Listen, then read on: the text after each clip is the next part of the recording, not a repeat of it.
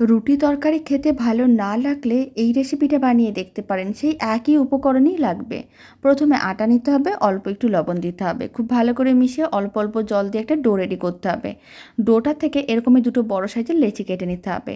এদিকে একটা মিক্সিং বোলের মধ্যে সেদ্ধ আলু নিয়েছি। আলুটাকে ম্যাশার দিয়ে এইভাবে ভালো করে ম্যাশ করতে হবে। তার মধ্যে কুচনো পেঁয়াজ, কুচনো ধনেপাতা, স্বাদ অনুযায়ী লবণ আর দিতে হবে অল্প করে চিলি ফ্লেক্স। মিক্স হার্বসও দিয়ে দিলাম, আপনার চাইলে গরম মশলার গুঁড়োও দিতে পারেন। খুব ভালো করে মিশিয়ে আলুর পুরটা রেডি করে নিলাম। এখন একটা করে লেচি নিতে হবে, তারপরে ময়দার মধ্যে ভালো করে কোট করে বেশ বড় রুটির মতন করে বানিয়ে নিতে হবে।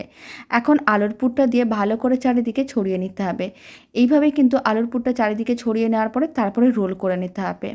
আর রোলটাকে এরকম স্লাইস করে কেটে নিতে হবে। প্রত্যেকটা টুকরোকে নিতে হবে আর এরকম একটু গোল করে নিতে হবে, প্রেস করে চ্যাপ্টা করে নিতে হবে। সমস্তগুলো একইভাবে রেডি করে নেওয়ার পরে এদিকে একটা মিক্সিং বোলের মধ্যে নিতে হবে আটা আর কর্নফ্লাওয়ার। অল্প একটু লবণ দিতে হবে আর দিতে হবে চিলি ফ্লেক্স, মিক্স হার্বস। এবার বেশ কিছুটা পরিমাণ জল দিয়ে একটা পাতলা ব্যাটার রেডি করতে হবে। খুব ভালো করে মেশানো হয়ে গেছে, পাতলা ব্যাটার একেবারেই রেডি। তারপর এক একটা করে নিতে হবে আর ব্যাটারের মধ্যে ডুবিয়ে গরম তেলের মধ্যে দিয়ে দিতে হবে।